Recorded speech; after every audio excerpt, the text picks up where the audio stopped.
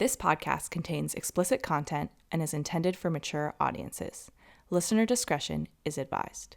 Don't say we didn't warn you.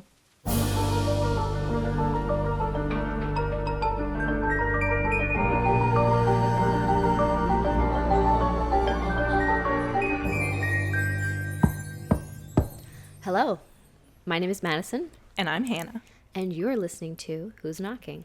Yet another true crime podcast. So hey, you're listening, but maybe you're watching too.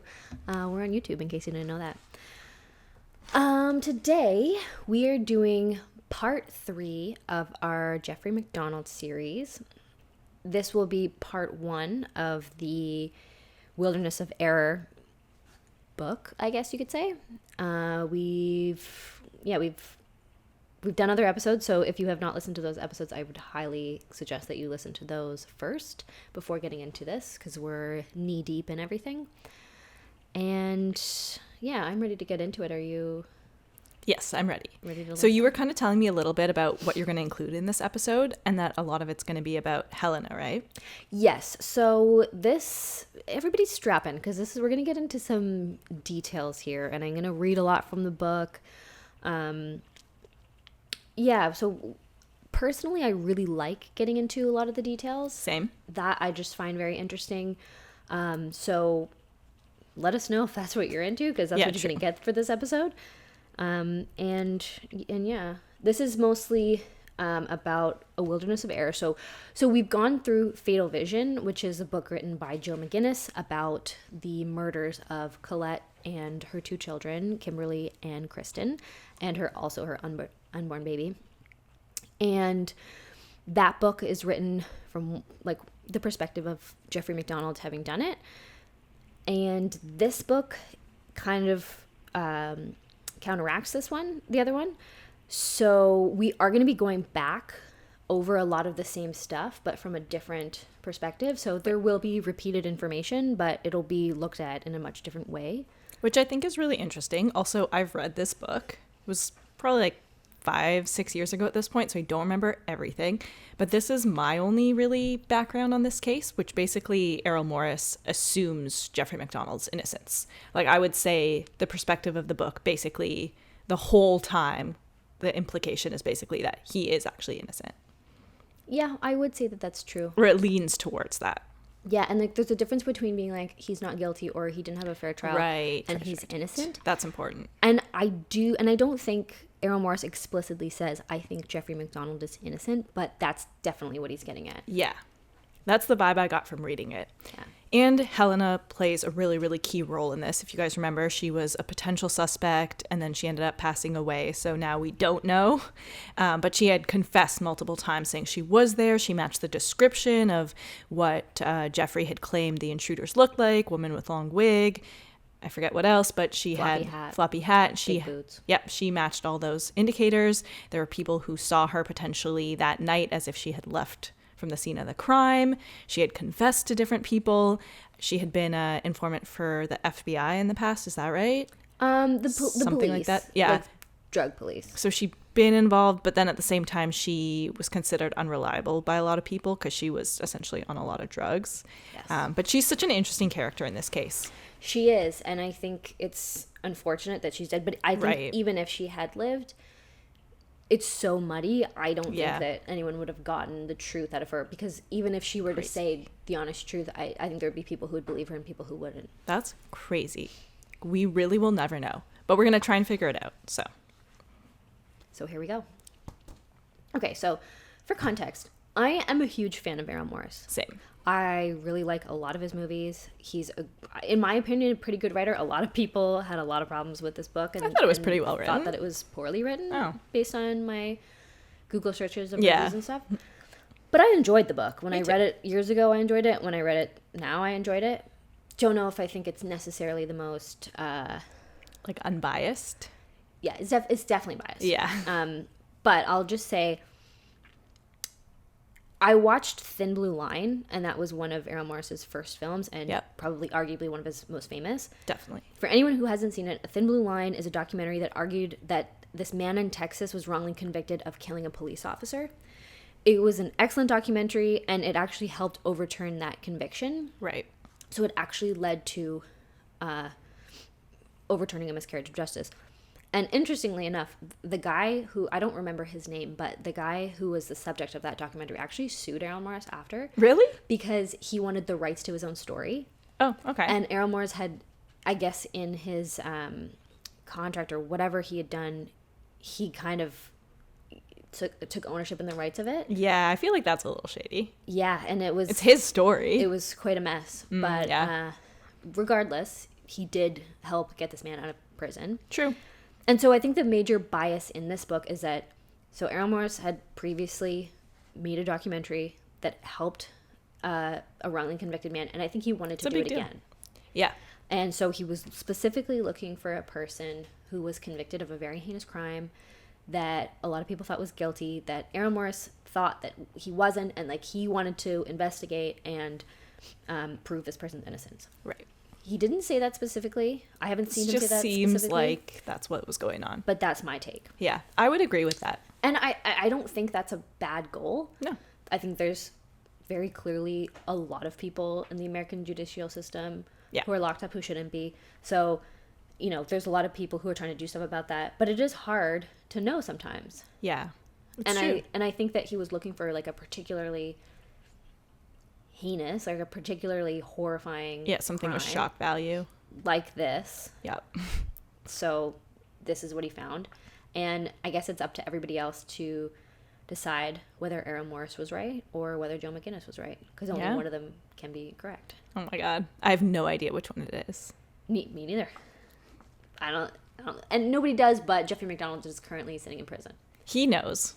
He's the only one who knows. But how annoying is that idea? Like, say that you committed or didn't commit a crime, and you're the only one who knows, but you can't convince everybody. That's crazy.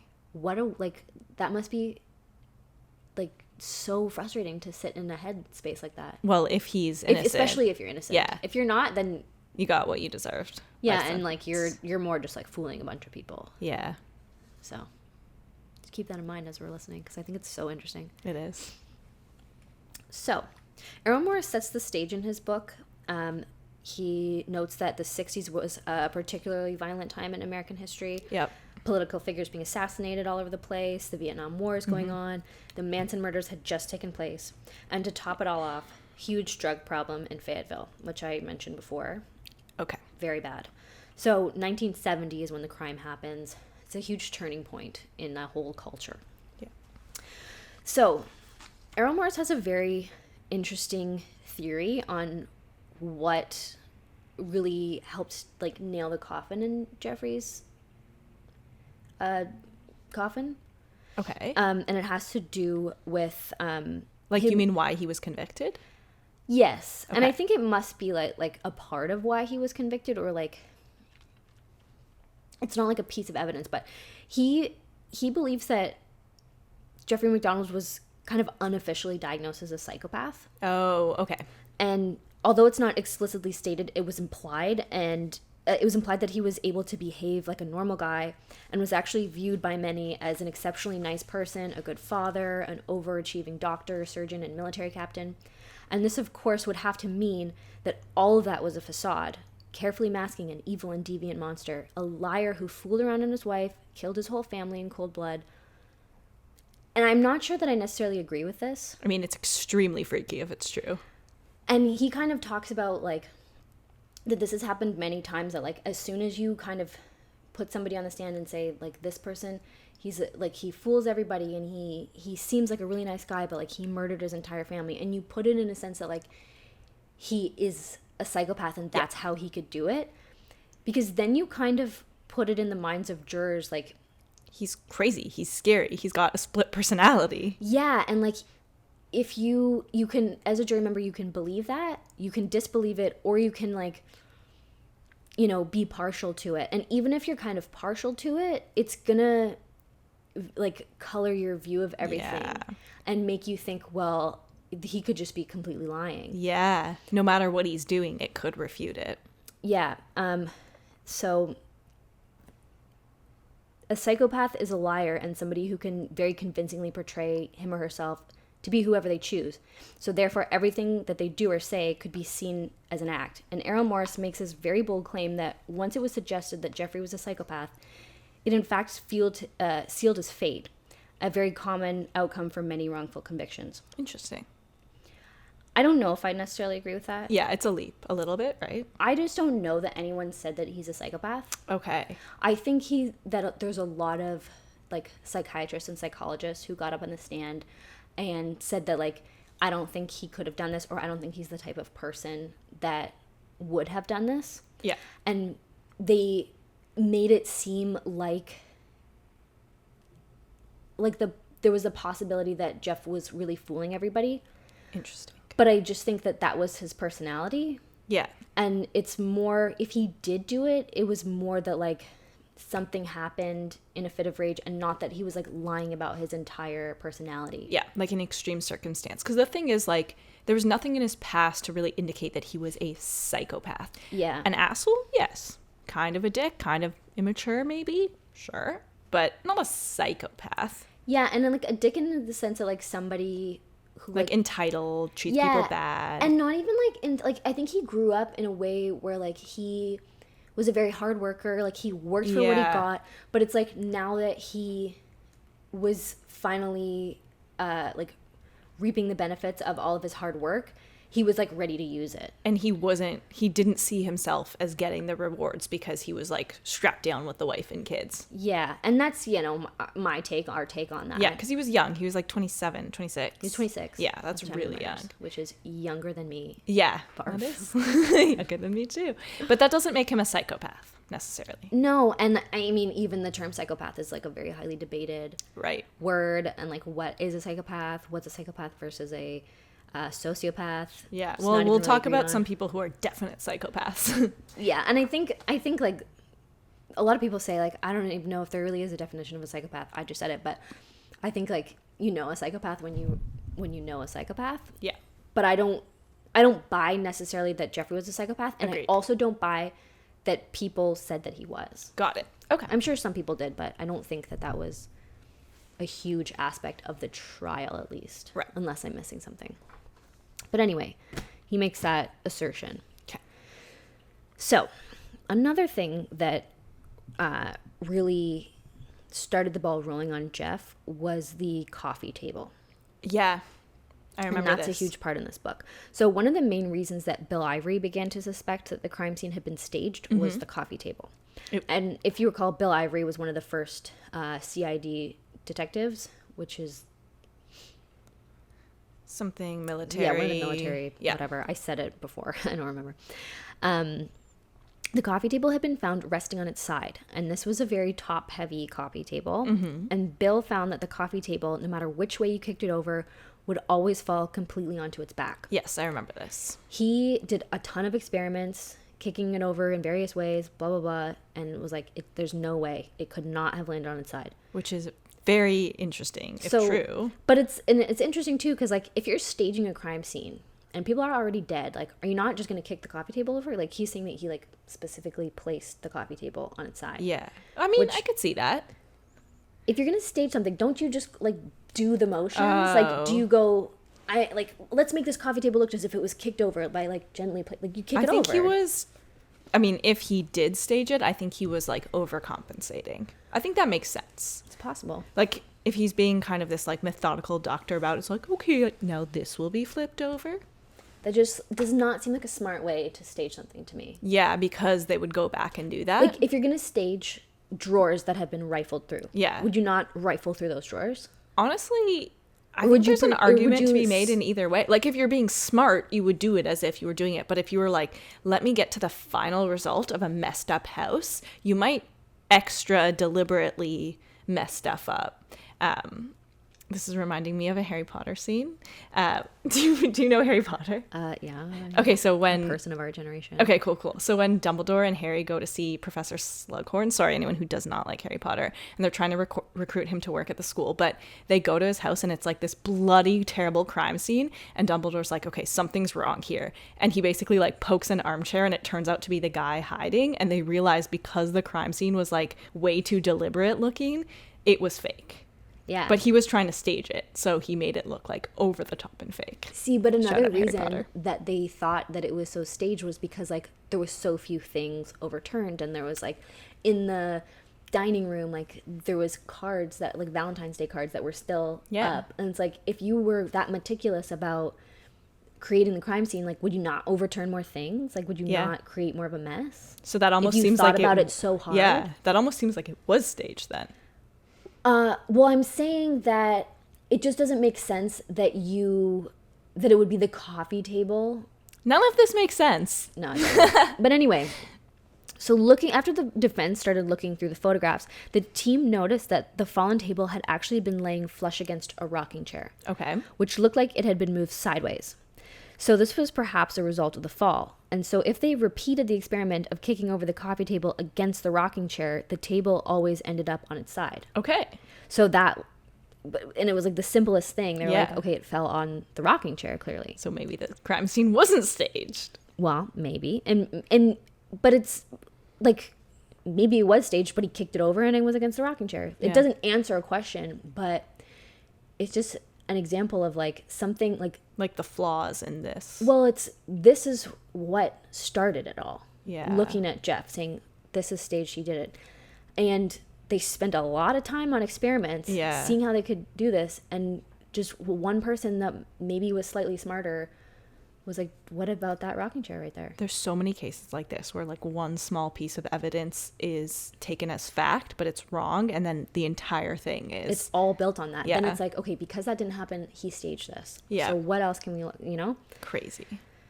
So, okay. So one of the big questions that isn't really answered in Fatal Vision is why the defense barely refuted the forensic evidence during the trial. Right. If you recall, that was a pretty big thing. The prosecution came out with all this forensic evidence, and remember I said that the prosecutor was, like, asking Jeff about it, and Jeff didn't really have anything to say back. And Okay, yeah, but wasn't that maybe just because he was trying not to say anything to incriminate himself? No, I think he just really... He didn't have anything. He didn't have anything to say, Okay. and I'm going to explain why he didn't have anything to say. And it made him look super guilty. Yeah, I remember that part. So what I believe that Joe wants the reader to believe is that they couldn't refute it because it was so solid. Right. Errol Morris presents a very different picture. In A Wilderness of Error, Errol speaks to John Thornton, a forensic expert who had been hired by Bernie Siegel to analyze the evidence. So John Thornton went on to have a very successful career as a forensic expert in the United States, processing about 800 homicide cases over his 40-year career. He's now retired. Yeah, he seems like a cool guy. John Thornton said that to this day, he couldn't say whether he thinks MacDonald was innocent, but it is his opinion that he did not receive a fair trial. Interesting. So John Thornton described the evidence when he was given access in 1979, which is the year of the trial. Right. He said that it had all been brought to an 8 by 10 foot jail cell in the U.S. Marshal's office in Raleigh. He had asked for the evidence to be released to him out in California so that he could inspect it properly in his own lab. The prosecution didn't want to do that, and the court did not compel them to hand it over. It wasn't until about 1 to 2 months before the trial that he was given access, and at that point, they had asked what exactly he wanted to see. Since it was so close to the trial, there was no possible way he could examine everything, so he didn't even see all of the evidence. Interesting. So this sounds very sketchy. Yeah. But he goes on to further say that Bernie was convinced that Jeffrey would be acquitted. Okay. He was sure of it. Yeah. And in all honesty... That's his lawyer. Yes, Bernie Siegel is his lawyer. In all honesty, he wasn't super concerned with all the physical evidence. Yeah, should have been. John Thornton said that if Bernie wanted to, he could have put up enough of a fight to get the evidence that he wanted, but it would have delayed the trial even further. And since Bernie was so sure that they had it in the bag, he didn't push. He focused on other things, mainly his character witnesses, and most importantly, Helena Stoeckley and all the witnesses who would testify that Helena had confessed to them. Now, at this point, nobody had seen or heard from Helena. They didn't think that she was going to be able to testify, but it was everything around her. Yeah. And that would have created enough reasonable doubt, he thought, that the forensics wouldn't even matter. I guess that makes sense. Plus, he was relying on, like, talking a lot of shit about how terrible a job the CID did at protecting and processing the crime scene. Very fair. Which should have also undermined the forensic evidence. Yeah, that's true. That's actually very fair. He wasn't so focused on what the actual forensics were, but undermining how it came to be, their analysis of it, everything leading up to that, and then also presenting a ton of reasonable doubt. Yeah. And then if you have a bunch of reasonable doubt, your forensics don't matter at all. It makes sense. I mean, ideally he would have checked that box, but maybe he only had a limited amount of time or whatever. And I will say, like, he did fight for the forensic evidence, but not tooth and nail. Right. He was fighting for so many other things. Yeah. He says. And it's like, it's, you know, his version of events. Yeah. But it had been so many years, and he didn't want it further delayed, especially because he was so confident. Yeah. He's like, I'm going to delay it a couple more years when I'm going to win anyway. Why would I bother? Too confident. Very confident. Yeah. So, okay, I guess, as I was saying, this plan blew up in Bernie's face when Helena was evasive and the judge wouldn't let him bring up all of his other witnesses. So he wasn't able to, like, use all those things against the forensics. Yeah. Wow, shocker. The super unreliable drug-addicted person was unreliable. Yeah. Who would have thought? Didn't see that coming. So the legality of this is very murky, but I'm going to show you or tell you a quote from John that gives a bit more of an explanation. Okay. Now, wait, who's John? John Thornton, who just, you know, said he was the forensic expert okay. that was just looking at all the stuff, all the evidence, like the defense team's expert. Okay, so John Thornton, quote, I could ask for a particular thing, and at no point was I denied access. I had to ask for something in particular. And now this was when they had everything in the jail cell. And then it would be produced, but not necessarily made available for any examination. Out here in California, there's pretty much free discovery, and the defense is accustomed to being able to re-examine anything. And federal law says that the defense has an opportunity to confront the evidence to look at it.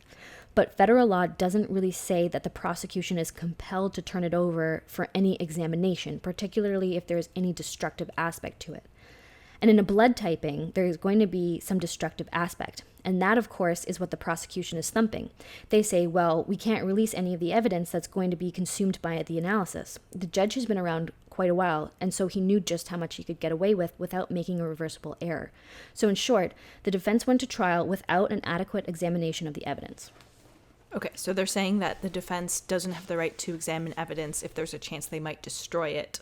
That's correct. Because then it would, like, undermine the integrity of the evidence. Yeah, and then they couldn't, like, re-examine it. Like, that would degrade it, essentially. Yeah. But when you're talking about evidence that is all, like, blood typing, and then you're just, you have to go to trial and you have to just trust that the prosecution labeled everything correctly. Yeah.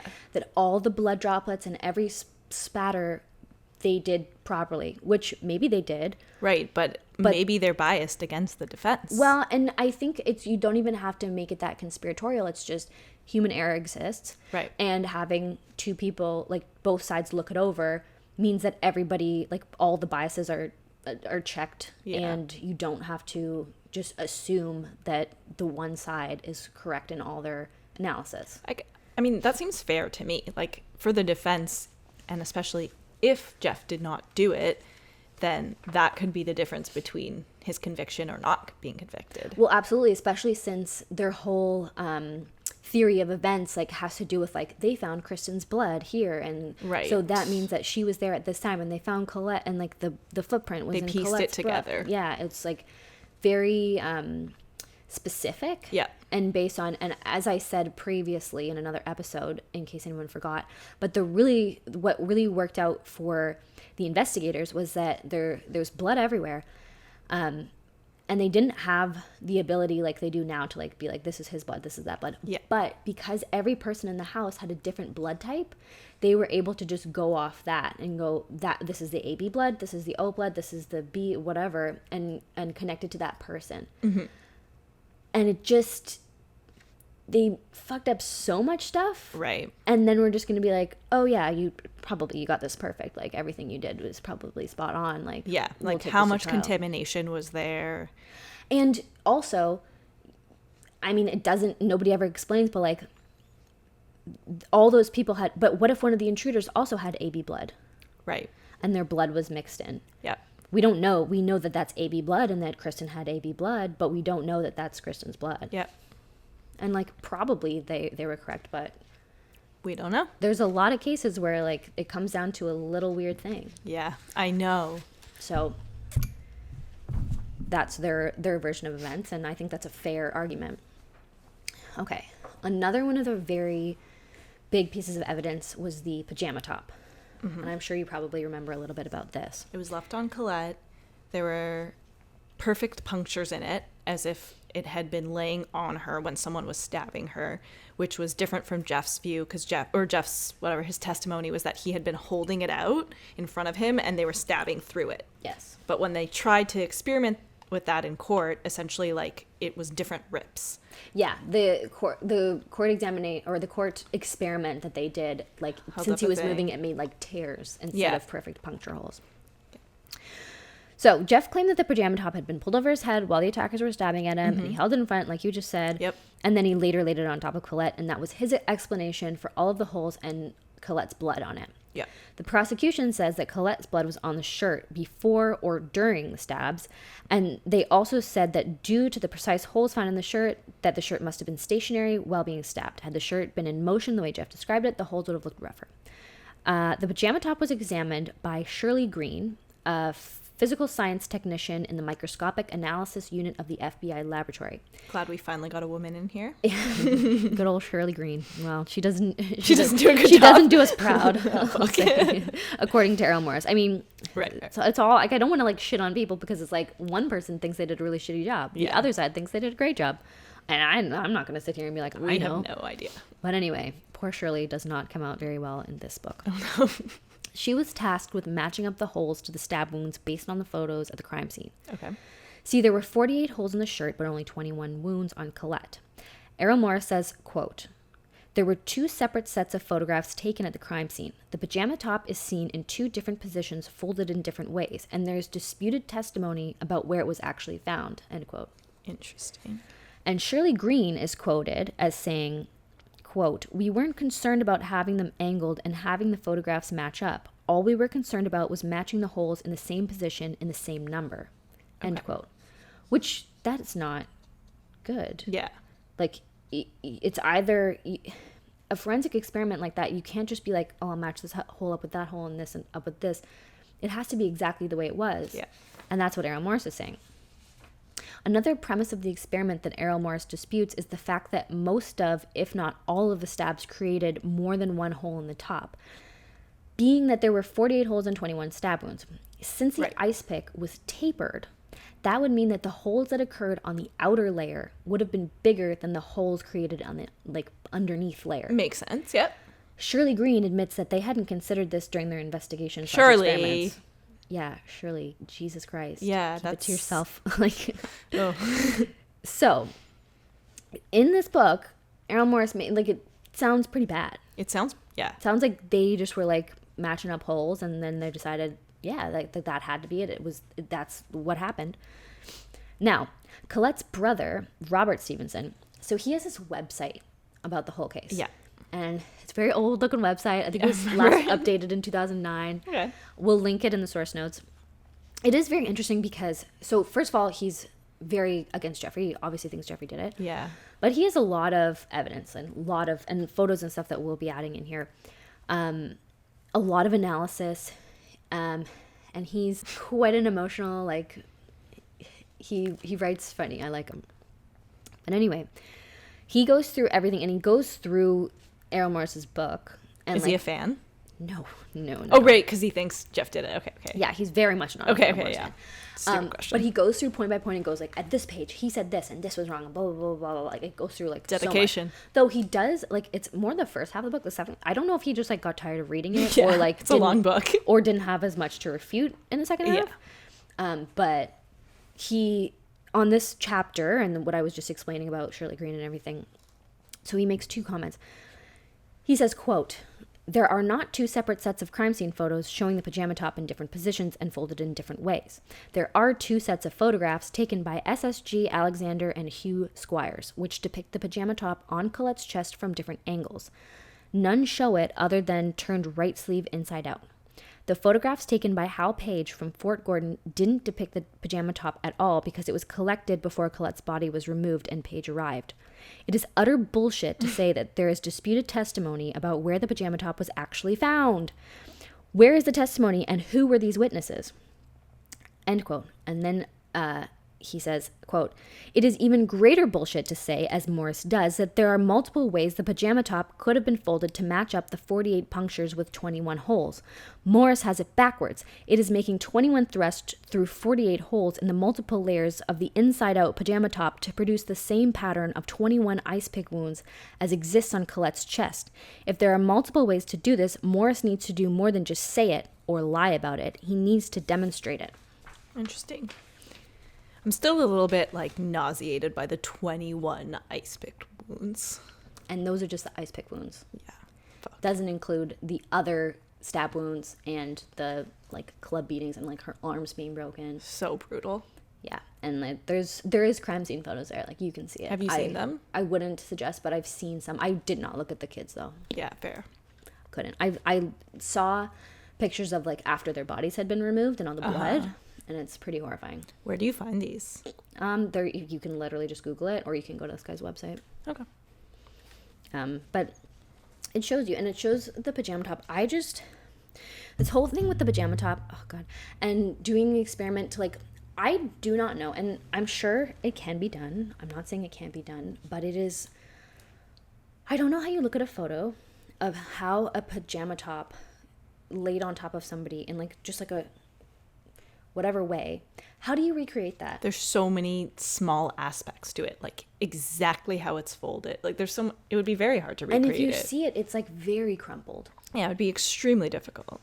We'll put up photos because it is really interesting, and, like, there's photos of, like, how they recreated it on top of, like, a mannequin or whatever with all, like, the different holes and stuff.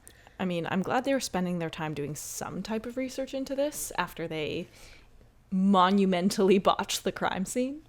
And they even botched, like, keeping the evidence and, like, I think the chunk of skin underneath her nails and like the footprint. They, like, just crumpled that up and it was gone.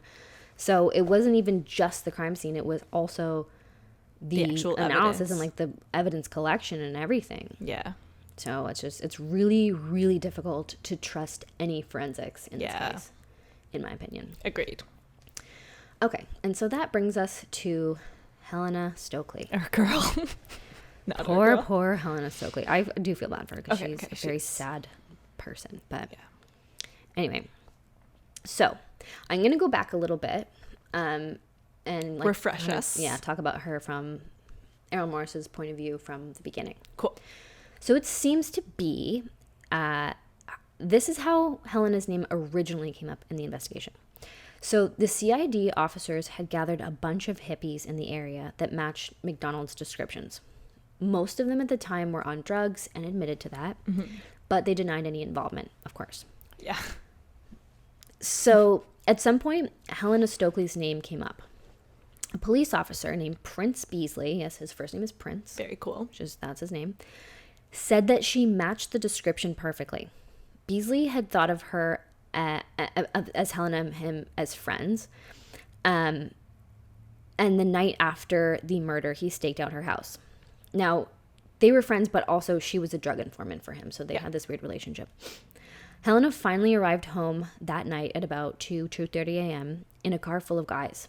He went right up to her and asked her point blank, "Were you there at the night of the murders at 544 Castle Drive?" Now, Beasley said that she was on drugs, and that's, like, she said that she was on drugs. But do you know what drugs? She said that she was on mescaline. Okay. And marijuana. Oh, okay. But she's also said a number of things, but the one that seems to be repeated most is mescaline. Okay. Which is, I believe, hallucinogenic. I believe in high quantities.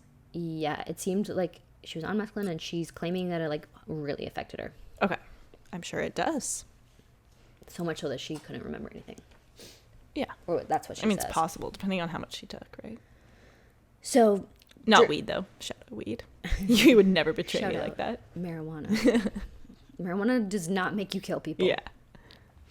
So during that night, Helena accompanied Beasley on a ride to point out locations of other people that fit the description. During this ride, according to Beasley, Helena was joking and talking about her ice pick. Oh, weird joke? Which is super weird to joke about. What kind of a joke is that? Beasley notified Bill Ivory, who came down to meet him and Helena. He interviewed Helena, but said that she gave him nothing and just added to the confusion.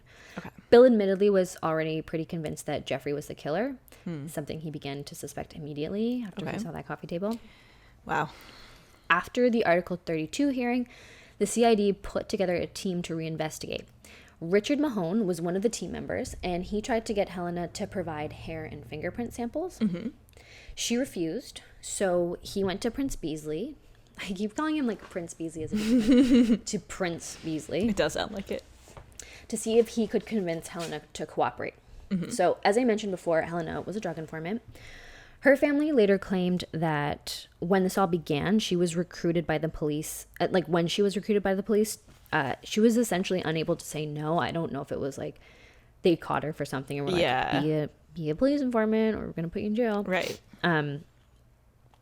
And it really took over her whole life and her family's life because a lot of the busts occurred in their home. Yeah, that sounds kind of traumatic. Yeah, and they were like, it sucked. Yeah. But they chose her because she was very connected in the drug world. And obviously drugs were a really big problem at the time. Yeah. So this is a letter that Beasley received from Helena at the time of the reinvestigation. Okay. I will just find it in my book here. Okay. It reads, quote, "I'm really sorry I didn't get to see you when I was home this time. I wanted to so badly because it looks like that may have been my last visit home. All I ever do in Fayetteville is get in trouble. Beasley, what does the CID want of me? I didn't murder anyone, but question marks and exclamation marks after that. Are they going to keep hassling me? Is there any way I can take a polygraph to find out whether I was at MacDonald's house or not the night of the murders without the CID finding out the results? Are they suspicious of me or can I come out of hiding now? Right now I'm living in constant paranoia and need to know if that's even necessary." Sounds like she either doesn't want to admit if she was there and is trying to pretend like she doesn't remember, or she legitimately doesn't. Yeah. I didn't murder anyone, but it's like, what's the but? Well, you did or you didn't. I think the most alarming point in that letter is that she's like, is there any way I can take a polygraph to find out whether or not I did it? It seems like she doesn't know. Why would you say that? Yeah, unless she was faking that she was like, oh, I don't remember. Can I take a polygraph test? I just don't know why you would fake that you couldn't remember if you did it or not. Interesting. I'm trying to think of why you would do that. Just to try and escape. Like, if she's not in her right mind, she's like, okay, I can tell people that I don't remember stuff, and that's allowing me to get away with it. Let me just carry this act on. Yeah, it's possible. I think it's possible, but either way, I mean, that's kind of scary. Yeah, I'm interested to see if anyone else has any insight on that. I mean, imagine murdering someone and not remembering it. Yeah, I don't. A lot of people claim that. I know, and then in very, very, very rare circumstances, it has happened. Yeah, if you're I don't know what the right word is. If you're during psychosis. Yeah, or sleepwalking. Yeah. Whoa. It's happened. It's a allegedly bad way to end sleepwalking. Yeah, waking up in a pool of your own blood. Yeah. Or not your own, somebody else's. Oh my God. Anyway, so at this time, Helena Stoeckley was living in Nashville. Mm-hmm. She moved there soon after things started getting heated for her in Fayetteville. Okay. In Nashville, she got in contact with a police officer named Jim Gaddis. Mm-hmm. First, she asked him if he knew anything about the MacDonald case. She told him that she was a suspect and she wanted to know if he could get any information. He didn't have any. Then she offered to be a drug informant. He agreed, and Helena began participating in various drug busts. Can you just be like, hey, want to be a drug informant? And they're like, yeah. Apparently you can. That's just how it works. I think it can. Okay. If you're going to go to the police and say, look, I've got connections. I know people who are drug dealers, and I will help you with that if you help me out. And I think she was being paid. That's how she was making money. Interesting. People kept saying selling drugs wasn't doing enough. Yeah, people say that she was selling drugs as well. For sure. And it's possible she was doing both, but... Yeah. Later, Gaddis would have this to say right. about Helena. Trying to make not be too rustly. Do we know when later this was? Yes. So this was...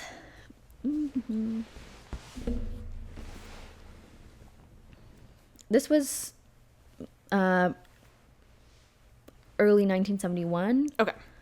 Maybe late 1970. So not that much later. No.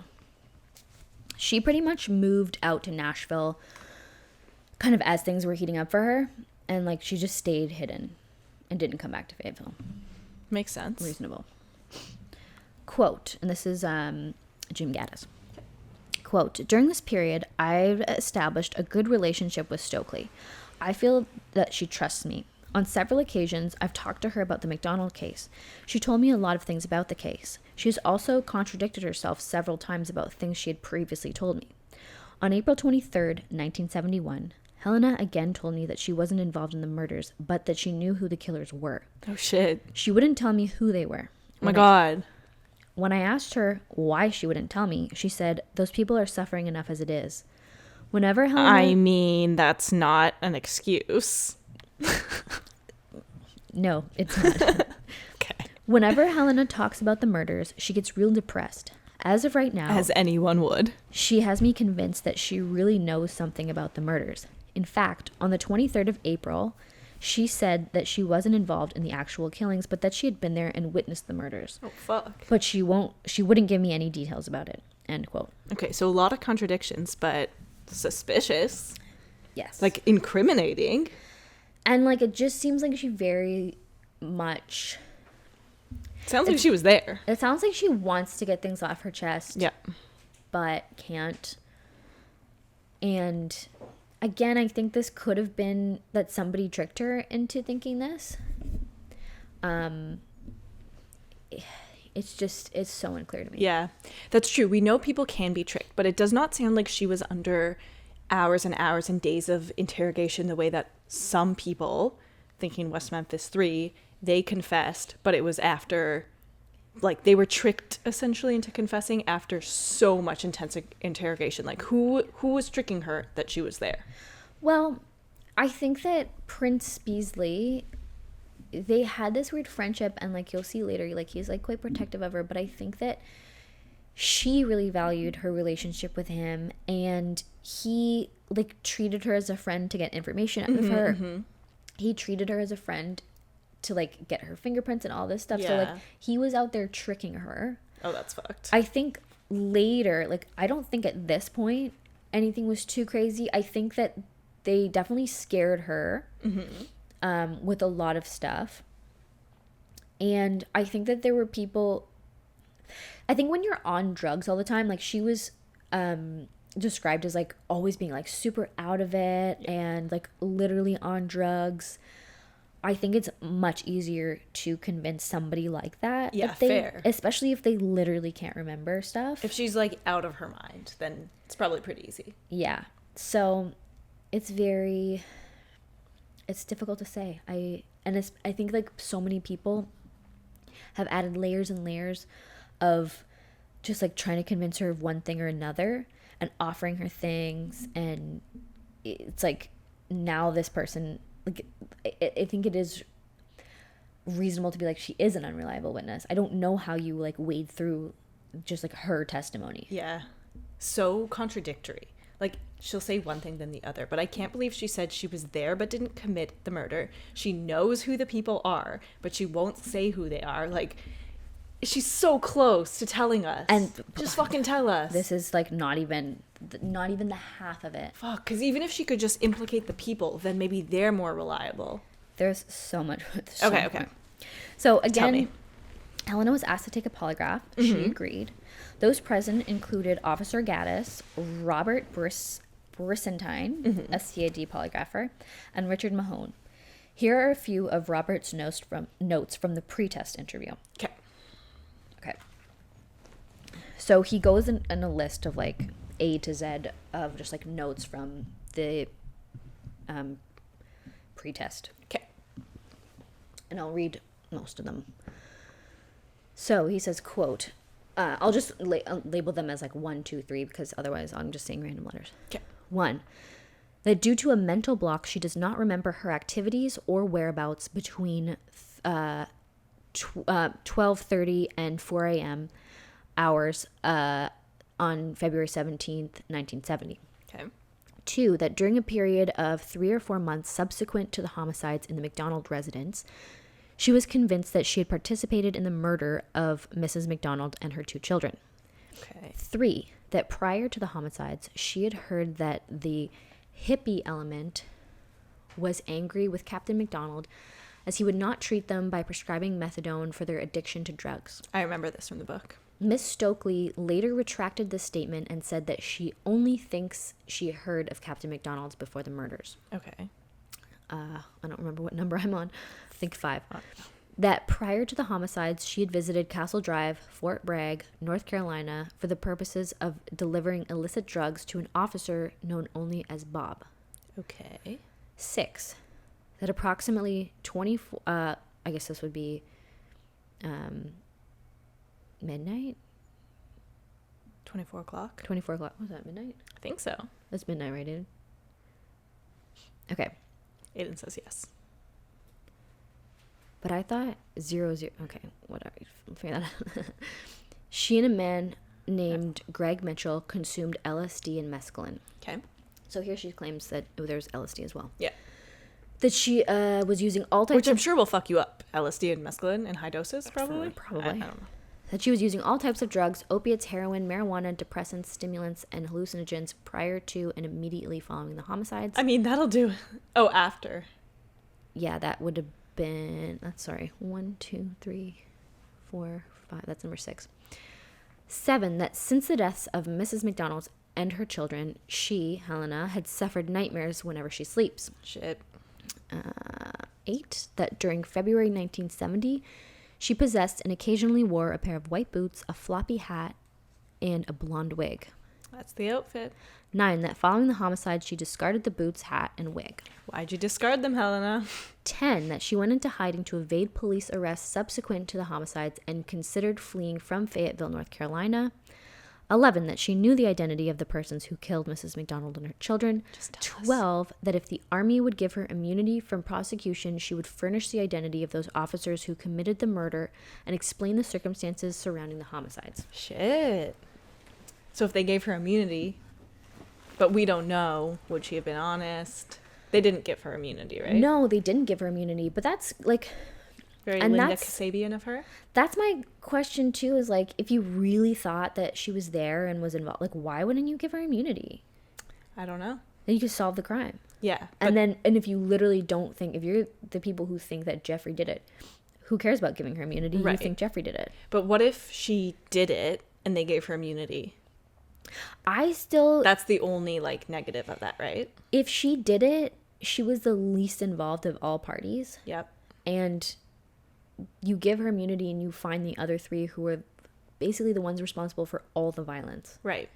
And she stays as a drug informant, I guess. Yeah, and like, you can give her immunity for, like, you could work out whatever deal you want. You could give her immunity from this or that and still be like, you're on parole for the rest of your life. I don't know. Like, okay. You don't have to just be like, you're free of all charges. I think. I don't know how it works. I don't know, but I'm pretty sure you can like work out whatever deal you want. Like Stephen Williams, you can be like, you're getting 5 years. Right. Or something. Yeah. You know?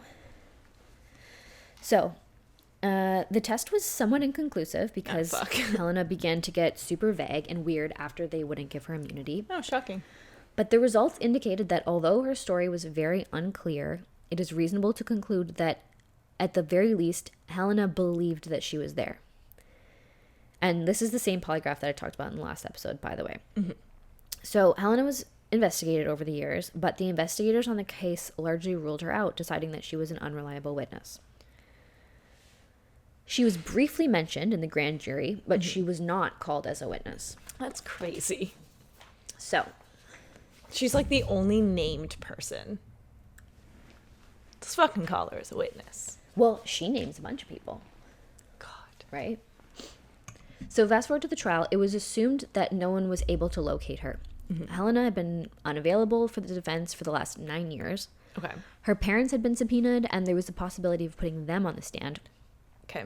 Bernie had his 6 witnesses ready to go who would testify to confessions that Helena made to them. Mm-hmm. At some point, Helena was found and taken into custody. This was a surprise to everybody, and Errol Morris hints at the idea that the prosecution and perhaps even the judge were ahead of this information. Interesting. So, in the middle of the pajama top testimony, Judge Dupree tells all of the lawyers that they've located Helena and that they can only hold on to her for 72 hours. Shit. He tells everyone to prepare questions for her, but also introduces a trade-off. Since Helena is here to testify herself, Bernie is no longer able to bring in his 6 witnesses. He says, quote, "So, now that she is available, I think that moots the question of whether or not we can take up secondary evidence of what she would have said, and I don't think this is the kind of case, if she is available, it ought to be done. My feeling about this is that having made her available, that you must now avail yourself to her availability," end quote. Okay. So, Errol Morris presents this whole situation as like being very sketchy. It's a little sketchy. Nobody can find Helena for years. Yep. Literally years. Yep. And then all of a sudden, she just emerges. And the judge is like, "Okay, drop everything else, and you can examine her in the middle of the trial. But now you can't bring in your 6 witnesses. Yeah. We're all way more reliable." Yeah, that's the thing. And the prosecution's like, "Yeah, that sounds good." Well, of course. So Helena was brought in with her barefoot fiance and her broken arm. Oh, she had a broken arm too. Forgot about the barefoot fiance. He's the worst. That guy's such trash. He's the worst person. Yeah. And like you'll see, he gets even worse. And he's not barefoot because he doesn't have shoes. He's barefoot because he just wants to be that person. Yeah. Which, by the way, and like, if Chris ever listens to this, he won't. But like, we've Madison's started seeing multiple people in our neighborhood just like walking around barefoot. barefoot. I get the barefoot thing. It is a thing. Like but walking why? barefoot. Not in the city and not in a courtroom. Yeah. Yeah. Near in subway nature. station. Yeah. In nature. There's just like the other day we were at Don't do it in the city. Dufferin and Bloor. Gross. Dufferin and fucking Bloor. It's not clean. There's a Walmart very nearby there. Not sure what that has to do with it's anything. Just a dirty place. Walmart's dirty? Is it clean? Yes. It's near Dufferin Mall. Yeah, Dufferin and Bloor. I mean, I don't know. Look, I love Dufferin and Bloor. Like, it's a lit area. But wouldn't be barefoot there. Would I be barefoot there? No. Never. Yeah, nor in a courtroom. Anyway, I don't know what that's about. Unless and then somebody you're an insufferable douchebag. Somebody right near our place too was just like walking barefoot with this girl. Put some fucking shoes on. Girl, like you could do better. Yeah. Red flag. Yeah. So she was interviewed by the defense and then the prosecution the day before in private. Okay. At some point after the interviews, and before her actual testimony, it was suggested that they appoint her an attorney. Okay. So she didn't ask for one, but they were like, we should give her one. That's fair. That's nice. Mm-hmm. Very thoughtful. Mm-hmm. But it does get sketchy. Oh, fuck. When Helena gets on the stand, she denies any involvement and seems that she starts answering all of Bernie's questions differently than she answered them in a private interview with him the day before. Fuck. Bernie gets super flustered and approaches the bench. Bernie, get it together. Well, it's like... Don't get fucking flustered. Does not look good. He gets flustered. So he had started asking her about all these things,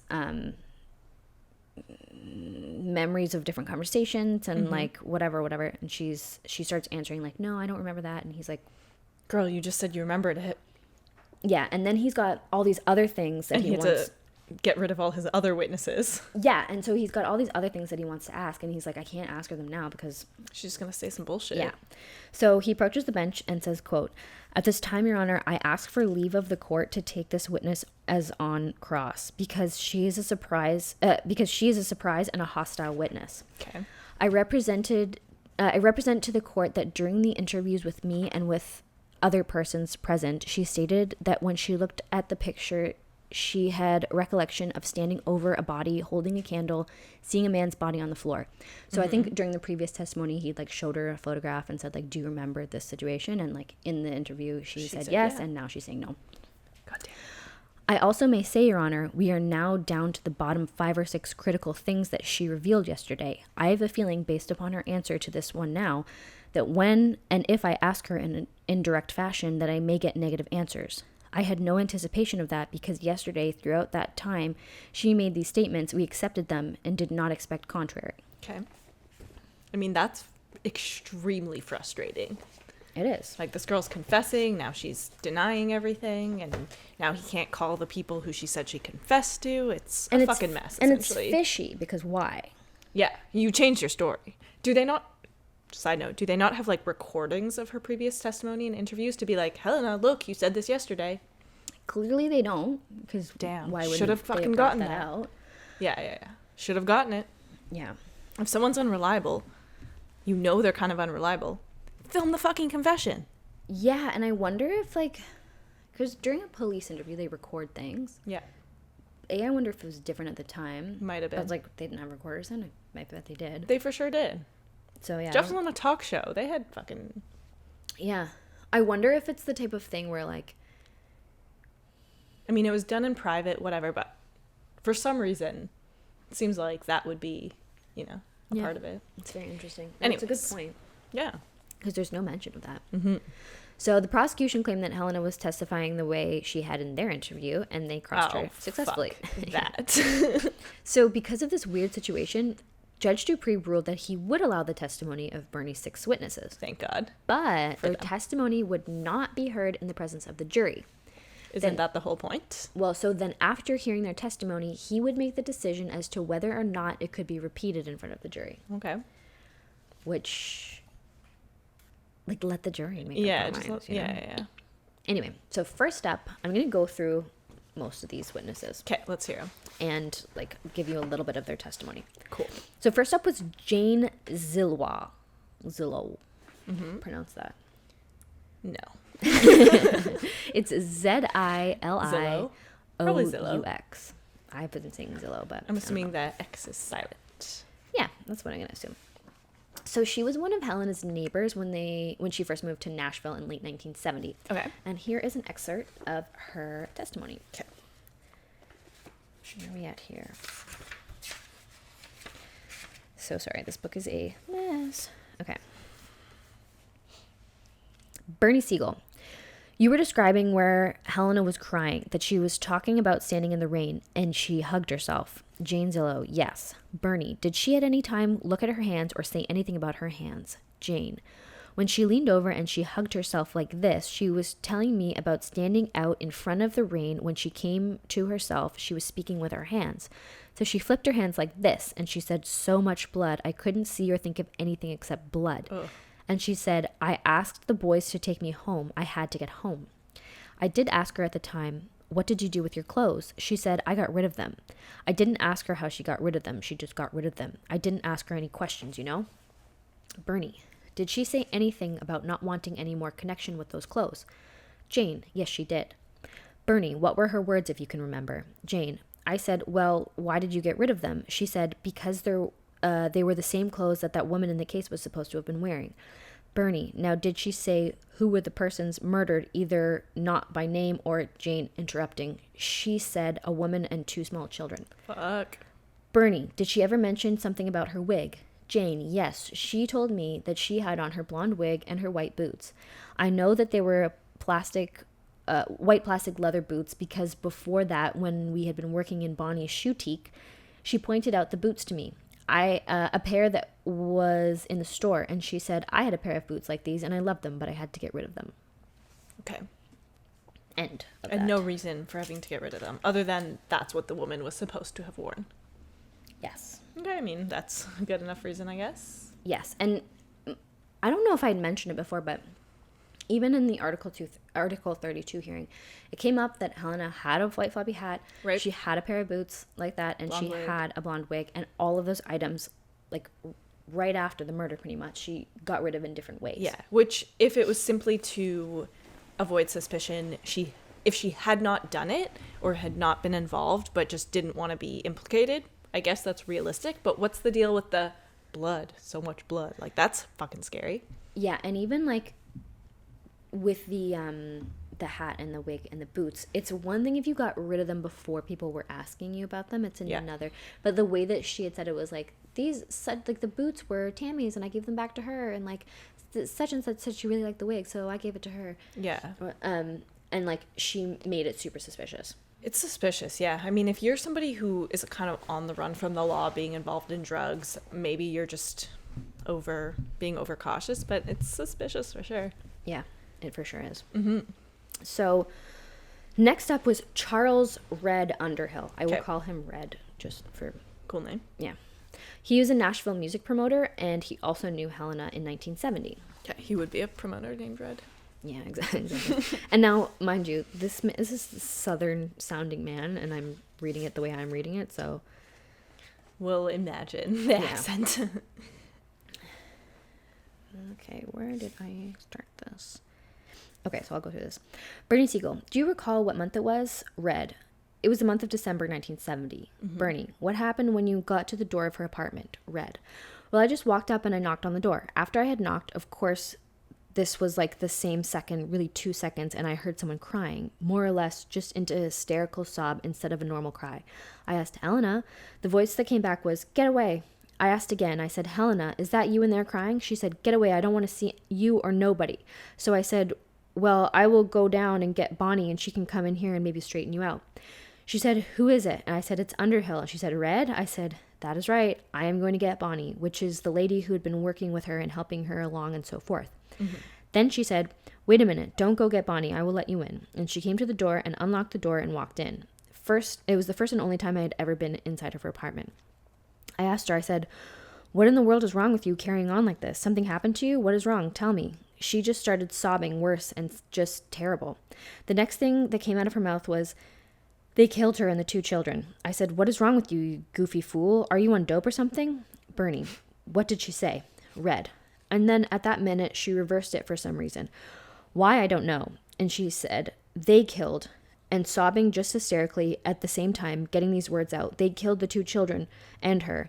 So it was stated one way and then reversed. So that was part of his testimony on the stand. Shit. Errol Morris then interviewed Red for his book after, and there's a pretty notable portion that I'm also going to read. Okay.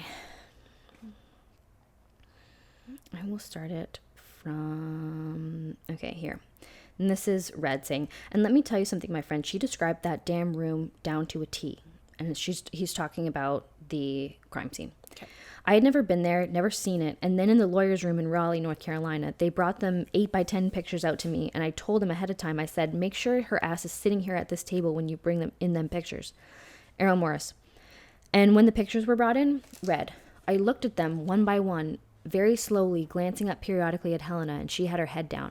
And I looked at all of them and I said, Helena Stoeckley, that night sitting on the side of your bed, you described everything that's in those photographs to me. And let me tell you something, you need to have the damn decency and the fortitude and the backbone and everything it takes. You need to go in there later today in front of Judge Dupree and say, yes, I was there. Yes, I took part. And here's the other 3. You know they're guilty too. I said, let me tell you, no one could never just describe the furniture alone and how it was placed in that room and those children's toys identically to this picture. The person that took them right after these babies were murdered and slaughtered. They didn't know I'd ever see you. They didn't know where you'd wind up or nothing. So they knew nothing. But you see, you know everything. I asked Bernie Siegel, I said, can everybody be excused except me and her? That's when I had a little private conversation with her. I said, you're guilty as sin. You are guilty as sin. You and the rest of them damn fucking worthless ass thugs. I said, you need to step forward, Helena. And she looked at me crying. She said, no, I'll never step forward. Why should I go to prison when all I got to do is make off that I'm a drug addict and they won't take my word for nothing? So there you go, Mr. Morris. Sketchy. And again... Got a note from the producer. Again, this is one person's view. I don't know anything about this guy. I don't know if he's a sketchy individual. Yeah. I don't know what his motives are, but that's his experience. Highly incriminating, if true. Absolutely. It's just, good to know these things. And it's when you pile on, each of these people is okay, I don't know, maybe that's something. But why would they all implicate her? It's all of them piled on together. Yeah. Okay, so next to testify was Jim Gaddis, who we know was the officer in Nashville who Helena was informing for. Okay. James Gaddis was the, I just said, he recounted the confessions that she made to him, and I won't go through those because we kind of went through them earlier. Then there was Robert Bristine, the polygraph examiner, who conducted Helena's polygraph test, and he testified that, in his expert opinion, Helena believed that she was at the crime scene, so he kind of went over the polygraph. situation. This is crazy. Yeah. Like, this is making it seem like, was Jeff telling the truth? Yeah, that's why, like, we read this book a long time ago and we're like, oh, duh, he's innocent. Yeah. That's true. From this book, it really does. Next was Prince Beasley, who we know. He testified to the day that he found Helena after learning about the descriptions, the descriptions of the murders. And I will read a little bit from that. Okay. And so it was Wade Smith, the other defense attorney who interviewed him on the stand. Shout out, Wade. Wade Smith. All right, go ahead. What happened? Beasley. I was driving an unmarked car and I was dressed in dungarees and a leather jacket. I walked up behind the car and I called her to me. And as I called her, she came toward me and the other subjects in the car also came toward me. She turned around and told them that it would be all right to sit down. So I took her to my car and asked her, had she heard about this incident at Fort Bragg? She said she had, and I said, well, Helena, according to the information we've got you and these people, you are fit with the description that was given out. I said, now I'm going to ask you straight out. I know you and you know me. I want to ask you to tell me the truth. She backed off and hung her head. She says, in my mind, it seems that I saw this thing happen. But she says, I was heavy on mescaline, and she would not commit herself any further. Wade, all right, what happened next? Prince Beasley. I got names of the other people that were in the car with her. I called CID at Fort Bragg and told them I had some suspects in custody that fit the description. Would the police come down? I believe it was about 2:30, and at 4:30, and these are AM, or almost daylight, nobody had ever come or either returned my call. I released these people and let them go. Okay. And then he goes on, Wade says, did you ever see any of them again other than Helena Stoeckley? Prince Beasley, never. Interesting. Yeah, so he was the first one to bring up Helena. And then nobody really cared because everyone was so focused on Jeffrey. Mm-hmm. And then it wasn't really till the Article 32 hearing and when the defense got word that Helena was around a person of interest, that's when she really came into view. Got it. Okay, and then there was William Posey, the neighbor who implicated Helena on the Article 32 hearing. And remember, the prosecution decided that, like, he wasn't fully truthful, although their version of he wasn't truthful was, like, he missed a couple of details that I think were kind of unimportant, but that's my opinion. I mean, obviously the prosecution's gonna try and discredit him. Yeah. So Posey talked about seeing Helena dressed in black and covering her front porch in wreaths on the day of the funerals. Okay. She was crying all day and wouldn't talk to anyone. Then he spoke to Helena about the murders. Okay. And I will read a little bit from him. Bernie Siegel, what did she say about the MacDonald murders? William, well, when you talk to her, it is like, one, I don't know how to say it enough. One minute she's with you, like in a normal conversation, then the next minute she's, she was referring back to the murder. Like, she said that all she did was, like, hold the light, that she wouldn't kill anybody because she wasn't a hostile person, Bernie, what about the light? What about this light was she talking about? William, holding the light would be the only thing she would do, I said something to reference that some policeman had seen them that morning, and she named the street Honeycutt. Said that, yes, she remembered, and that was one of the street names nearby. And holding the light, wasn't that what Jeff claimed too? The candle. Yeah.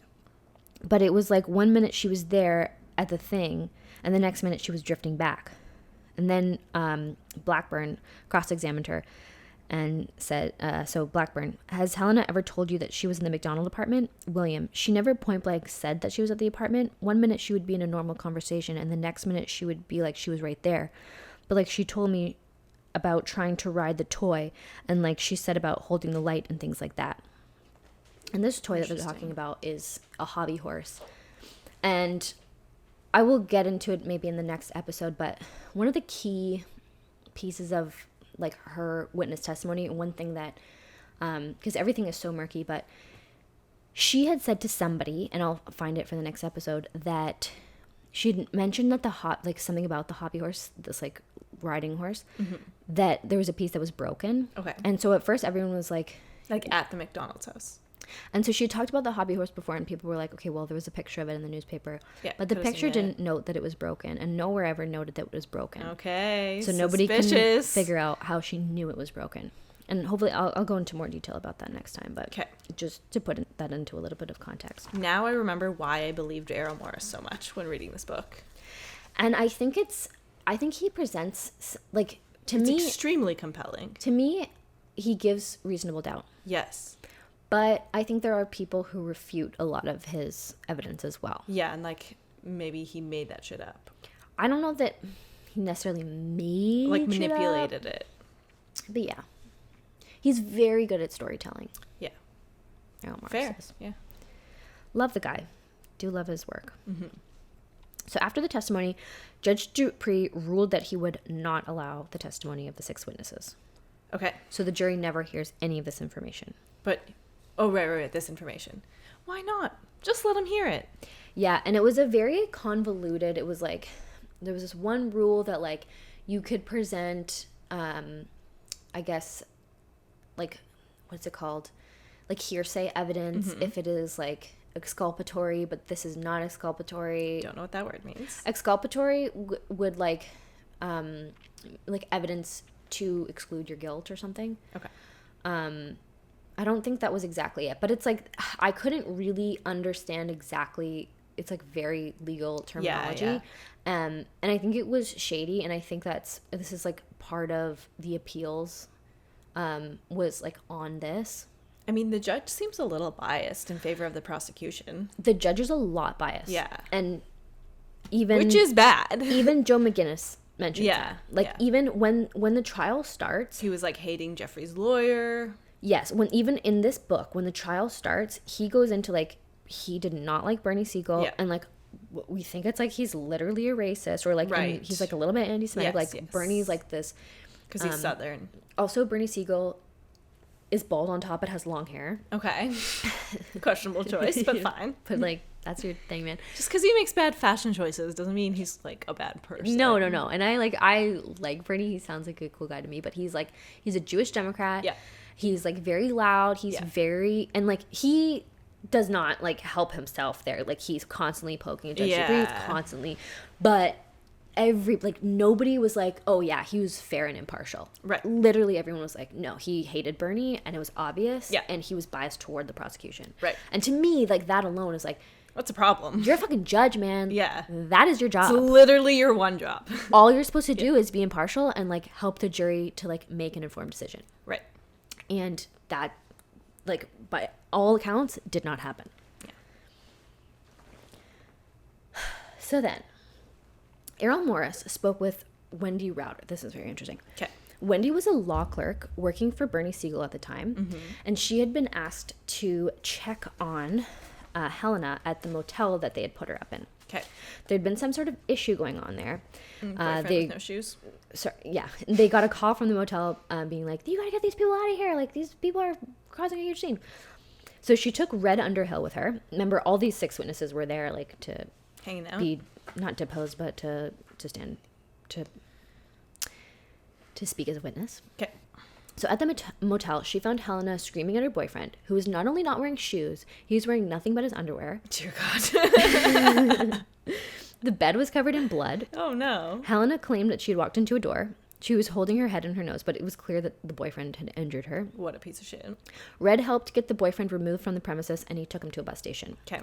Wendy asked Helena if she wanted her to leave, and Helena said no. Wendy was back and forth with Bernie, and he told her to just stay and just to let her talk. Okay.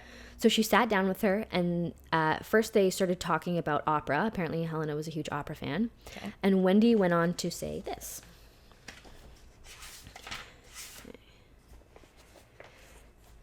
Okay, Wendy Rauder. I expected somebody zombie-ish because I'd heard all about the drug use, and she wasn't. Sorry. She came from a fairly middle-class background, too. Her father was a big shot in the military, and so we made small talk, and suddenly she interrupted whatever it was to say, I know I still remember being in that room. I said, what room? She said, that room in the MacDonald house. She had the memory of holding the candle, only it wasn't dripping wax, it was dripping blood. At some point, she started talking about feeling guilty, and I said to her, why don't you just get on the stand and just say it like it happened? And that's when she made a comment about, I can't do that. The prosecutors will, I don't remember if she said fry me, burn me, or hang me. It was one of those 3.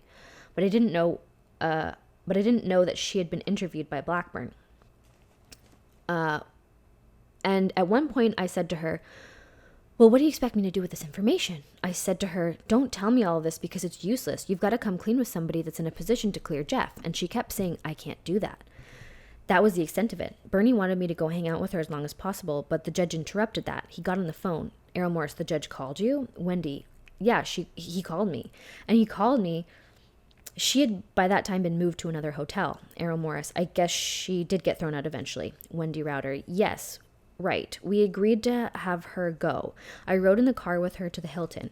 She asked me to spend the night with her. She said, could you just stay with me? I don't want you to leave me alone. I don't know what would have happened had the judge not called. Errol Morris, but how did the judge know where to find you? Wendy, that was the weirdest thing. I was in the lobby of the Hilton. Somebody says, are you Wendy Router? And I say, yeah. They say, Judge Dupree wants to talk to you. And he gets on the phone and says, Router? That's what he called me, Router. Yes, Your Honor. He said, are you with Miss Stoeckley? And I said, yes, Your Honor. He said, well, I don't think it's a very good idea for a defense lawyer to be with a witness. He said, I think you just better go and leave Miss Stoeckley to herself. Yes, Your Honor.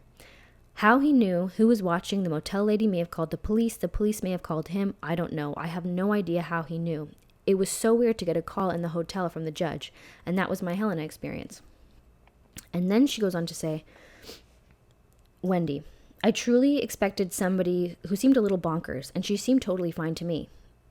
First of all, when Jeff described the person, Errol Morris asked, did you believe Helena Stoeckley? And she goes, I truly expected somebody who seemed a little bonkers, and she seemed totally fine to me. First of all, when Jeff described the person, besides the officer who saw somebody fitting the description, when Jeff describes the police artist to the police artist, and then that particular drawing is shown to people and they recognize it, how lucky can Jeff get to pick somebody at random who is then going to confess? To make up a description of a person who happens to falsely confess?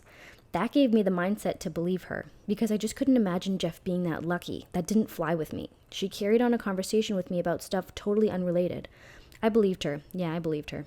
Shit. It's incriminating. But again, this is never put in, like, this is just her saying that. Yeah. But what the hell? And to me, that sounds like a situation where Helena just really wants to get something off her chest. She really wants to get it off her chest. And Errol Morris does theorize that and like I hinted at earlier, that the like prosecution had her around, and now here's another thing. What is it called? Statute of limitations. Mm-hmm. They had a statute of limitations on murder at the time.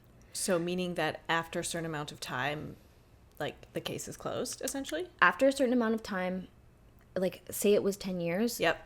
If you've committed a murder and 10 years and 2 days later, You confess, they can't do anything about it. Okay. That seems like a bad law. Yeah, they don't have statute of limitations much on murder anymore. It's, like, why would you? I know.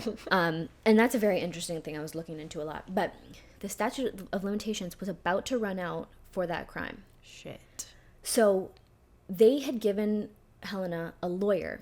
She did not ask for a lawyer. Right. And the lawyer later spoke to Errol Morris. Wait, the prosecution gave her a lawyer? Or just the judge? The judge. Yeah, the biased judge. And the judge, this was after she had been interviewed by the Bernie and Blackburn. Yeah.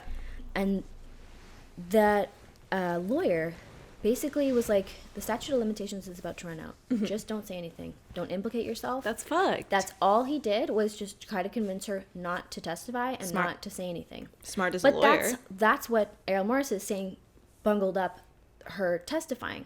Yeah. And would be a reason why she's saying all this to Wendy but won't say it on the stand. She wants to say it, but she's being told by all these people, the lawyer in particular, not to. Yeah. And Errol Morris is saying that it is because the government or the prosecution or whatever wants to put this on Jeffrey. It's so convincing, and it's just like, what would it take to convince somebody that they were there for a murder to the point where they're crying about it and having nightmares about it and visualizing the exact scene that happened when they haven't seen photos of it? And look, I don't want to get too far into this route because I know we don't have time for it, but like, this really makes me think of this whole book, Chaos. Yes, which we are going to talk about. Yeah, let's not go further down that right now. If you know, you know. But like, we'll talk about it later. Chaos by Tom O'Neill. Right. So, Wendy is not allowed to testify to this interaction. Okay. During MacDonald's release from prison, after his appeal was granted, a man named Ted Gunderson got involved. Mm-hmm. Ted was a special agent in charge of the Los Angeles office of the FBI. He retired early from this position, and he started Ted Gunderson and Associates, which was a private detective agency. Cool name. And Jeffrey MacDonald was his first client. Okay. He was hired by Bernie to look into Helena. I feel like I don't want to hire somebody who I'm their first client. I mean... I don't know. No, I wouldn't. But he was hired to look into Helena with Prince Beasley. Okay. And by all accounts, Ted was quite nutty. Okay. Bad sign. Yeah. He really, I think, just messed up a lot of shit. Oh, shit. So, Brian O'Neill was MacDonald's new lawyer who replaced Bernie after he was sent back to jail. So we know that Jeffrey, he was convicted at this trial. Then Bernie dropped the ball. Yes. He got convicted. He appealed. He got out, and then he was put back in prison 2 years later. Okay. And that's when he hired Brian O'Neill. And so Brian O'Neill basically inherited Ted Gunderson and Prince Beasley, who were really going hard on Helena Stoeckley. Mm-hmm. They seemed borderline fanatical. Okay. They believed that the government had conspired to frame Jeff for the murders. Okay. They believed that there was some sort of conspiracy with the military and these drug addicts. Very chaos. Exactly. It was known that also that Beasley really looked up to Ted. And so I think he ended up being pulled into these conspiracies because he really idolized Ted. Okay. Beasley was also really protective of Helena. Although he was investigating her, he did consider her a friend. Mm-hmm. So the two of them really strung Helena along. And at one point, Ted offered Helena immunity, which he had no authority to do. Mm-hmm. He was a private investigator. Yeah. So, but this is how, convincing he was to her. So Ted and Beasley dragged Helena all over the place. They took her to get multiple polygraph tests. She seemed to be, she seemed truthful in the questions. For example, were you there in the house on the night of the murders? Where she would answer yes. But then on other tests, she appeared to be deceptive.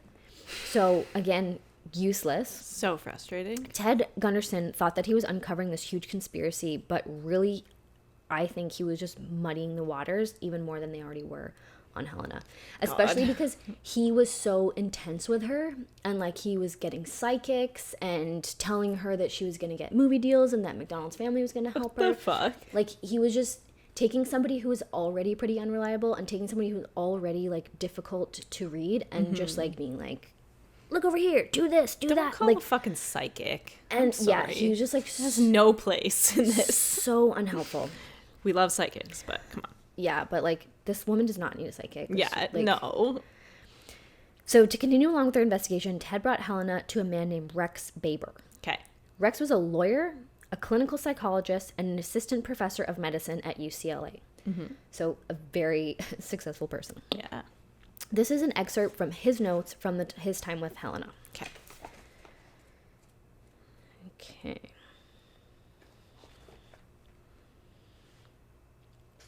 Okay. This is Helena talking to Baber, and these are his notes of that interaction. Okay.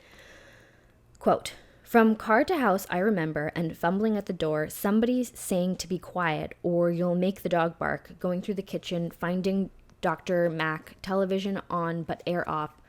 Can't believe no television one told me on there was a dog. But off the air." What? Can't believe no one told me there was a dog this whole time. Oh, I think there was a dog in the other, Okay. not in, they didn't have a dog. But it was mentioned before that there was a dog in the apartment that was above them. Got it. That was a very barky dog and did not bark the whole night. Oh, okay. Right. So seeing his glasses lying on the floor, just then all I can remember is that I was peeking on mescaline. Somewhere after this, I was seeing blood. In one room, I panicked and screamed. Thought I headed outside through the utility room. Went back in. Everything was out of control. All I knew was we had to get out of there. Went out utility room, around house to the car. I don't know who was with me, overwhelmed, made a U-turn, past the information center, then don't remember the ride. Apparently stopped at Dunkin' Donuts, washed up, and seen there. Wow. Pulling into driveway in blue Mustang, guy was holding Dunkin' Donuts box. Stoeckley knows who this was. Got out of car, light rain. Baber asks, "Can you remember the murders themselves?" Stoeckley responds, "No, I didn't see any. I saw Dr. Max struck with fists and it drew blood. When I saw child in bedroom, she was already covered in blood. From what I could see from a dimly lit hallway, there was no rise and fall of her chest, and judging by the amount of blood, she was dead. I wouldn't go in. There was a small doll on the floor that I wanted to go in and pick up. You know how children sleep. She was in a position that looked like she was sleeping, but you knew she wasn't, so I wouldn't go in the room. MacDonald supposedly pulled a paring knife out of her throat. When I left, there wasn't a paring knife in her throat. Yet one time, when I heard her in there, when she was calling out to him, quote, Jeff, why are you letting them do this to me, end quote, her voice was in a gurgle as if she had been stabbed in the throat already. Like somebody that had something in their throat and were trying to talk. Dr. Mack was in the living room. He had fallen asleep watching television or reading a book. He had a book on his chest turned upside down. He was on the couch. She was in the back bedroom. One child with her, not sure which one. Baber asks, anything significant that I haven't asked about? Stoeckley responds, I don't think so. I don't blame anyone for what's happened to me. I used to, but not now. And then Baber concluded that while details had changed in Stoeckley's retellings of her story, the crux, that she was present during the murders, had not. So incriminating. Like, that's a lot of detail to give. And that's what he's saying, and he goes on to, like, discuss it further, but basically he says, like, that's a lot of detail to have. And, like, she's kind of all over the place, but the main points... They line up. And they are consistent. Yep. And why would she say this if it wasn't true? That's the question. Yeah. Lastly, Ted Gunderson took Helena to Los Angeles and convinced her to do an interview for 60 Minutes. Okay. Ted is the interviewer. Helena is 8 months pregnant, and she looks and sounds pretty normal. We'll either include some clips here or on our Instagram later. Cannot wait to see these. She explains that she was part of a satanic cult, and that she's speaking now because at the time of the quote, at the time of the murders, I was involved in a satanic cult. Since then, Jesus fucking Christ. Since then, I have been contacted. I am now pregnant. Anyone who knows anything about witchcraft knows that the firstborn child can be sacrificed and will be. I've been threatened. Threats have been made on me, my family, and everyone else. End quote. That's terrifying. Yeah, and also... Satanic cult? Question mark? Yeah, I just... To me, that's like... She doesn't sound like she's strung out on drugs, but then she's starting to talk about, like, satanic cult. Yeah. Like, I don't know. I just, like, anytime anyone blames anything on a satanic cult, I'm like... Yeah. How frequent are there actually? It's just literally cults? Never a satanic cult. Yeah, it's pretty much never, right? They get blamed for so much stuff and do so little, like, murdering. Oh, maybe a little here and there, but, like, I've never... Yeah, depending on how deep you are into conspiracy theories. Yeah, exactly. In this interview, she explained that the group that she was involved in went to the MacDonald home to ask MacDonald for drugs. Mm-hmm. Apparently, when he refused, it turned to violence. Fuck. Helena explained a situation that did not match up with MacDonald's telling of the events at all. Oh. She did say that at some point the phone rang and she picked it up, and when somebody asked for Dr. MacDonald, Helena said, quote, well, by that time I was pretty high on mescaline, and I just giggled and said he wasn't there or something like that. Why would you answer the phone?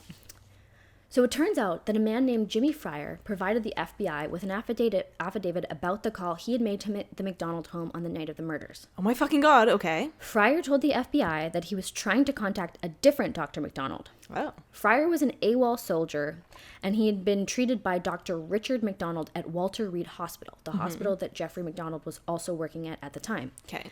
The affidavit is apparently kind of confusing, and it's unclear how reliable this Fryer guy is, but here's an excerpt from the statement. Okay.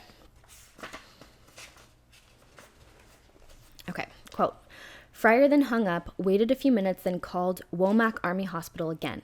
During the second call, he represented himself as being a doctor and stated an emergency existed and that he needed to get in touch with Dr. MacDonald. Mm-hmm. Womack Army Hospital then gave him the residence number of Dr. MacDonald. Fryer then called the operator at the same paid telephone and told her that he had just lost 10 cents in the telephone and requested her to dial the telephone number which Womack Army Hospital had given him. The operator dialed the number and a female answered the telephone. Fryer asked for Dr. MacDonald and a female broke out into hysterical laughter. Fryer asked again to speak to MacDonald, and the same female continued to laugh. The only words which Fryer could recall being said were, quote, hang up the goddamn phone, end quote. This is incriminating. This is. So apparently the defense had known about Jimmy Fryer and wanted to call him as a witness. But unfortunately at the time, Jimmy was serving a 10-year prison sentence for using a false name and address on a check to buy men's clothing in 1976. Jimmy, get it fucking together. In Fryer's ruling, the judge mentioned that he should be treated for any mental issues he may have, and this was too detrimental to Fryer's credibility. Okay. So to me, it's like, okay, if you have a person who called and heard this laughter, like who that had to be Helena, and she just openly says it. Now, to me, it's very unclear the series of events in which she says that this happened, and then he says that this happened. It's unclear how that unfolded. Yeah. It's unclear whether she said that this happened, that she answered the phone, blah, blah, blah, and that this was then became public knowledge, and then he just came out of the woodwork and said, oh, that happened. Or if these were both separate incidents that, like, corroborated each other. That is unclear to me. Yeah. So I do think, to me, this was like the main, I was like, this is reasonable doubt. Yeah. If anything. If nothing else in the entire book, either books, this is reasonable doubt to me. If it is true. Yeah.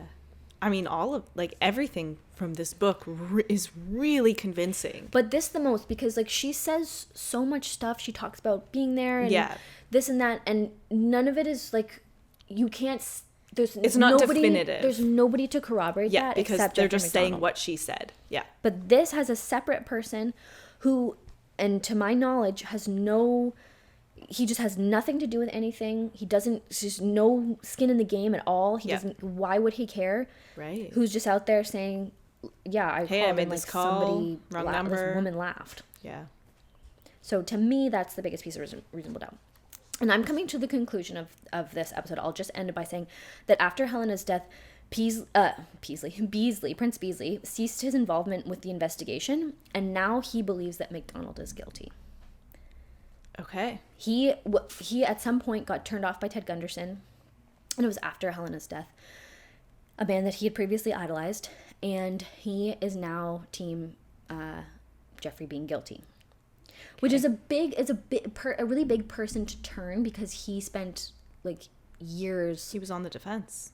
Or essentially. No, he was the guy who Helena was a drug informant for, but he's the one who was like, look, you should look at this girl, like, and he and Ted were going around, like, literally trying to uncover conspiracies, and, like, so for him to turn is like a big person to turn. Yeah. And it's very interesting. Oh my God. So that's where I'll end it. But next episode, I want to talk mostly about the forensic evidence, because post-trial, there are some other people who take a look at the forensic evidence, and they have a lot of things to say about it. We love a good discussion on forensic evidence. I'm excited. Yes. And it's a lot to look at and a lot to think about, because it's like, forensics are very detailed and very, complicated, scientific. Yep. And I also, personally, I'm very skeptical about forensics. Yeah. There's a lot of room for error. There's a lot of room for, and I think for most different forensic, different, there's like arson forensics and fingerprints and different sections or categories of forensics. Most of them are much more of an art than a science, in my opinion. Interesting. Especially when we're talking about like 1970, 1980, 1990, when all of these are being re-looked at.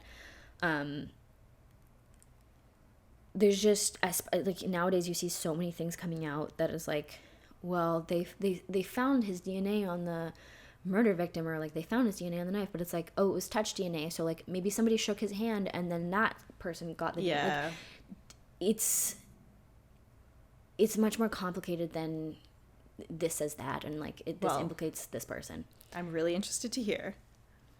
We'll save that for next time. But for now, we want to know what everyone thinks.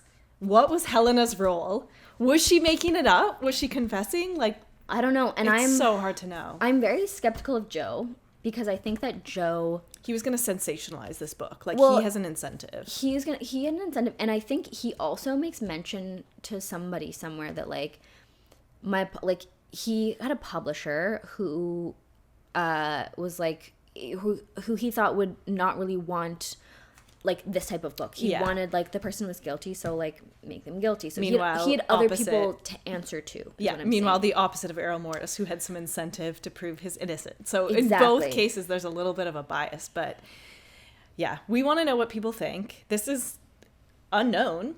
I mean, Jeff's in jail for it right now. Helena's dead. So maybe we'll never know. And Jeff is like in his 70s. Yeah.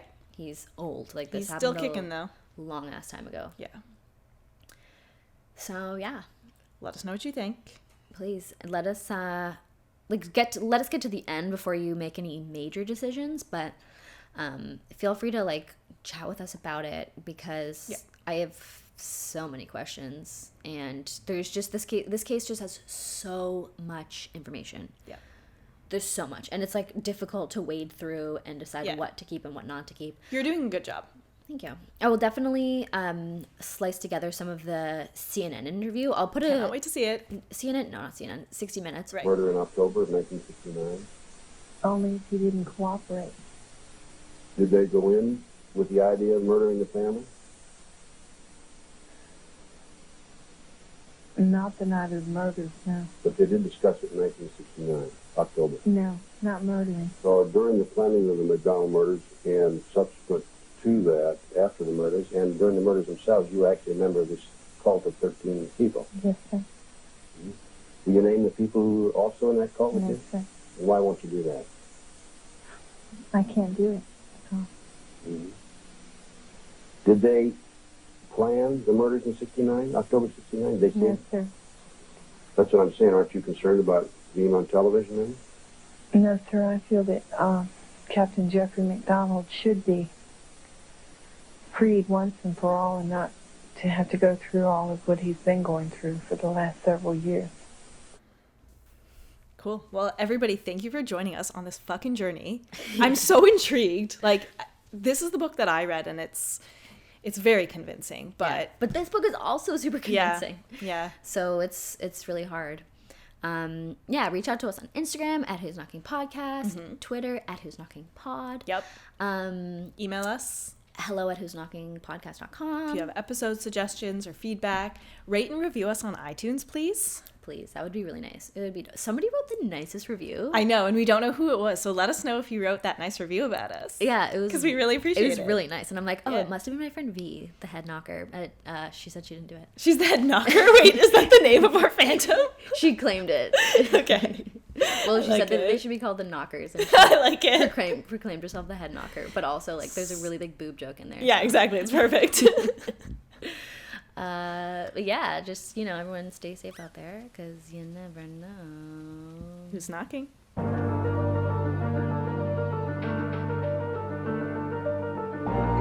This podcast is produced in collaboration with Lost Line Media.